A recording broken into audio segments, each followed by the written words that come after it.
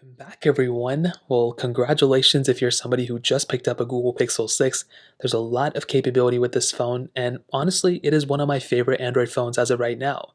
Now, the Pixel 6 and the 6 Pro are two completely different phones, but they share a lot of different similarities between them. But in case you just bought a Pixel 6 instead of the 6 Pro, totally okay. Let's go ahead and break down exactly how to use this phone. So by the end of this video, you should know a lot more about the Pixel 6 than before. Now, first of all, I'm assuming you already went through the initial setup process.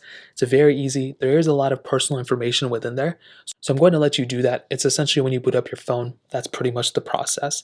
Now, the Pixel 6 is the 6th generation of the Pixel lineup. Google had the Nexus lineup before this. So this is their flagship of flagship phones. Even though this is the $599 model that's cheaper, it's still a very good option, and it comes with a lot of different things. And between the Pixel 6 and the 6 Pro, there's not a crazy amount of difference. You're getting the same chipset.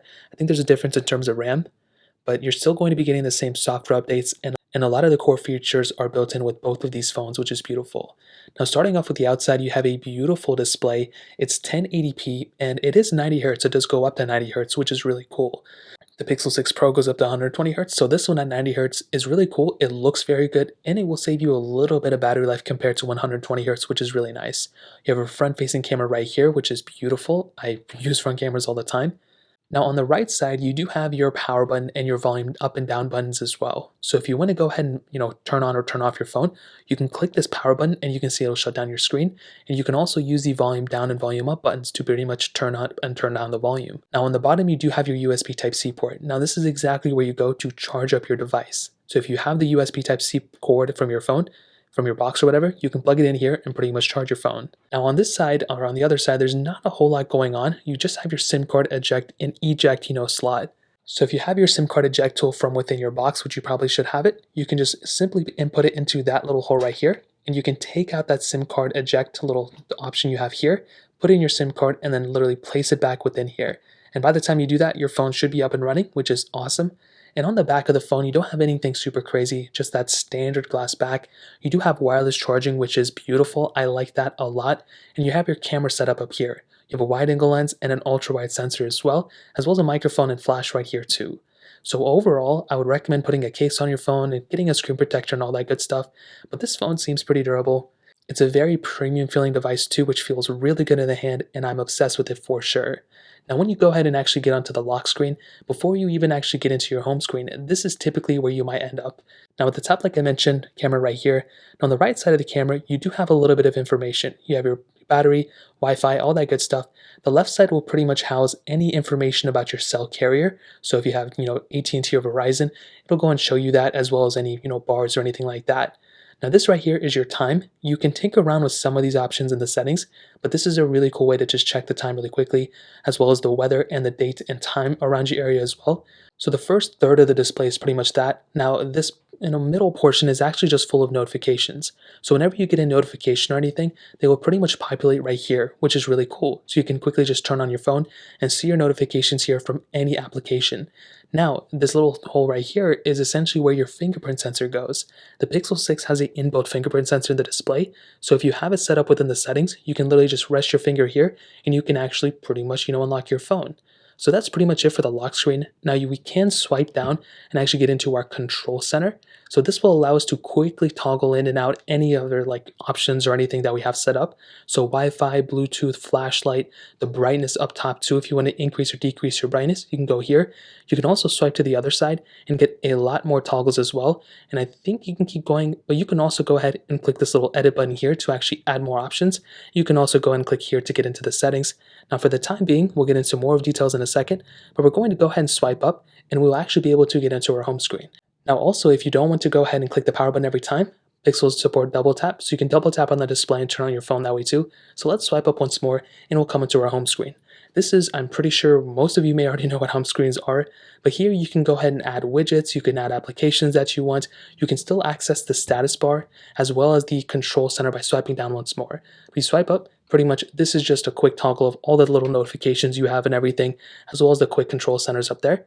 Now swiping up again, On our home screen, like I mentioned, you can add widgets, applications, all sorts of cool things. Now within Android 12 and since a couple versions of Android, to access all of your applications, you can swipe up and you can pretty much see every single app that is on your Android phone, including the Pixel. So you can go through here. You can also search for applications right up here. So if there's any app that you're trying to think of that you can't seem to find, you can just literally click up here and you can go and type in, I'm trying to find Gmail. So you want to type in Gmail and you'll see it'll automatically populate. You can go and open it up like this and come into the application. Now let's say we are in an application and you want to go back home. Well, there's no home button, there's nothing that says home. Well, Pixels and most Android phones from the last couple of years support gestures. So in order to go home, you'll see this little bar at the bottom. All you want to do, it's kind of slight, you can't see it. You just want to grab that bar and pretty much just drag it to go back home. So let's go into another app. Let's go into Chrome right here. And again, to go back home, you want to grab that bar and swipe up. Now you can see sometimes it may not work properly. So again, you kind of have to just kind of get used to it. It's just a movement you're going to have to get used to. But if you have a keen eye, whatever that's called, you may have seen that I jumped into another application. Well, with this process is pretty much another huge feature of gestures. So if you want to swipe between applications, typically you don't want to have to go through and find Gmail every single time and everything. If you already have it open, what you can do is you can swipe between apps. So right now we were just in Chrome, right before we were in Gmail. So all you have to do, instead of dragging up, you can literally grab it and swipe to the side, forth between all your apps, and it makes it really easy to actually maneuver through your whole entire system. So not only can you swipe between apps, you can also access your multitasking panel. So instead of scrolling through every single individual application, all you have to do is pretty much swipe, and instead of swiping it out like this, all you want to do is swipe to the side and you will start getting into all your other applications like this. So my favorite way on Android is to pretty much swipe up and stop about halfway while I'm still holding it, and then you'll pretty much get into this panel. So here you can access a ton of different things. You can select different applications. You can take a screenshot of an application like this, which is really cool. So you can go through any other area and take a screenshot of it, which is awesome. So again, just hit that screenshot. But what you can also do is swipe out of these applications to save RAM. So in this case, we can swipe up from here. And what it does is it pretty much closes the app in the background. And if you're having issues with any apps, if you want to just close them up, if you think you're taking up too much battery or something, you can exit out of those apps like that and actually save a little bit of little resources in the background for your Pixel, which is really cool. Androids are good enough where you don't have to constantly close out of these apps, but if you want to, you can go and do it like that. Now let's say we have a bunch of applications open. We have camera, we have this thing, we have messages, we have just all these apps open, and you just want to go ahead and close out of all of them. You don't want to go through each individual one. We'll go back into multitasking, swipe all the way to the end, and you'll see this clear all button. When you click clear all, you'll see that the widgets for applications will pretty much swipe up. If you go back into it, you will see that it closed out all your applications. So swipe up again, and you'll pretty much come back home. Now, another cool thing is split screen multitasking. So some of you may already know this on your specific Android phone, but if you go into Chrome like this, and if you go into, let's say, Play Store like this, well, what if you wanted to go ahead and have two apps pretty much side by side? You don't want them like this, you want them on top of each other. Well, in Pixels, in order to do this, you want to come back into your multitasking panel, you want to make sure you have the apps in the background like this, you want to go ahead and click on the little icon up there, and you'll see a little split screen option. So go and click on split screen and choose the other application that you want like this, and you'll be able to use two different instances of the application on top of each other. And this is really cool. You can go and grab the slider and bring it up if you want to, or bring it down if you want to, change the way they look. And that's a really cool thing. I love Androids and I love Pixels because they have this capability.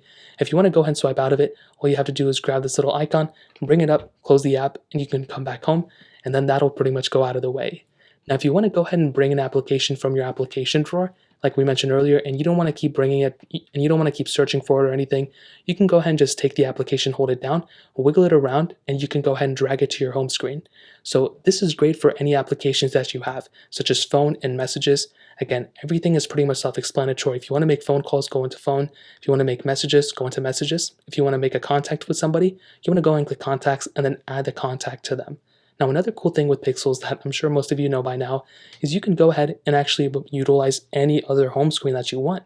So if you swipe to the side, you'll see that for some reason, I only have this one page. I can swipe to the other side to get into the news, which I don't want to complicate this further, but you can add other home screens if you want to. So you can go ahead and drag the contacts that we made earlier to another page right here, and we can just drop it wherever we want to. And you can see we have a different page. So we can swipe over to this page and still see all these applications, but we can swipe up to the other and hold other applications here too, which is really cool. So this is something I love, and I can't wait for you guys to share this too. Now, another cool thing is within the camera app. So you guys already know messages, phone, internet browser, all this good stuff. If we make our way over to your camera app, I'm pretty sure most of you know how camera works, but typically if you want to make a photo, you want to be under camera. So you can go and take a photo just like this. And if you want to make a video, you can make the video here. And there are tons of other options you can go and maneuver. If you want to switch to the front camera, here's the option. If you want to look at the videos and photos you just made, you want to click here. So I would recommend you to go through each one of these options and kind of tinker around with it and see which one you like. There are tons of options here, and I'm sure some of you may like something and kind of utilize it in a different video or photo. So I'd recommend you guys to look into there. But one really cool thing is seeing the photos you just made. So if we go ahead and actually click on the option right here, you can see the photo that we just took earlier. Now, instead of going through our camera every single time, we can swipe back up like I mentioned, and let's make our way over to our Photos application. So you can see our Photos app is right here, but instead we'll swipe up and we'll go ahead and go down to Photos, which is right here. So a lot of you may actually end up taking a lot of photos on your phone, and you may want to share them out with people. This is something that's very common. I do it all the time. So on a Pixel, we use our Photos app right here, and you can go ahead and click on the photo. You'll be able to first of all see all the photos that we just did. So let's go and grab it here. And then what you want to do is you can edit this photo with all these different toggles, but you can also share this photo out. If you just took some really cool photos and you want to share them with people, all you have to do is click on the little share icon here, and you can share these photos with anyone. Now, it's not just photos. On Pixels and on any Android device, you can share a multitude of files. All you want to do is look out for a share button. Now, sometimes it may not come in the form of this one. It may not be like a share button like this. It may be up top, and you may have to click the three dots there and then click share. So just keep a lookout for a share button if you ever want to share a photo, video, audio, movies, songs, files, Word documents, whatever it is. And there are tons of ways to share things out. You can use Android Beam or whatever it's called. You can use Save to Google Drive. You can print it out. There's tons of different options here. So that covers it up here. Let's go and swipe up. Now, another big thing is downloading and installing applications. Anytime you want to download and install an app, you want to go through the Google Play Store. So right here, we still have to sign in, but this is the application. If you ever want to search up Snapchat or TikTok or any other app, you pretty much want to go through here to install and manage your applications, which is very easy. Now, another thing I want to show you is within the settings application. This is a very popular thing, and I would really recommend you guys to go through your settings app and pretty much not only put it here, but I would recommend putting it on your home screen. So grab the settings application like this, like we mentioned earlier, wiggle it around and just drop it somewhere on your home screen. Now at this time, open up your settings app, and this is an app that's going to save you so many hours of constantly running into issues. If I were to go through each individual thing, it would be an hour plus long video. So I'm going to quickly break through some of these things. Now, a quick little hint. If any of you ever experience any issues, things like Bluetooth connectivity issues, software problems, anything like that, you can make your way over to your settings application like this, and you can click on the search settings bar right here, and you can search for whatever issue you're having. So let's say I'm having an issue with the display. I don't like it having automatic brightness.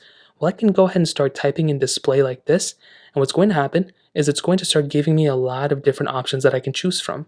So let's say I go scroll through, and let's say I don't really find the thing that I'm looking for. Well, pretty much you can find the main display option right here. This is an example. You can click on it and it'll take you right into your display options. So here you can see it tells me adaptive brightness. Well, I don't want adaptive brightness on, I want it off. So you can click here and turn it off.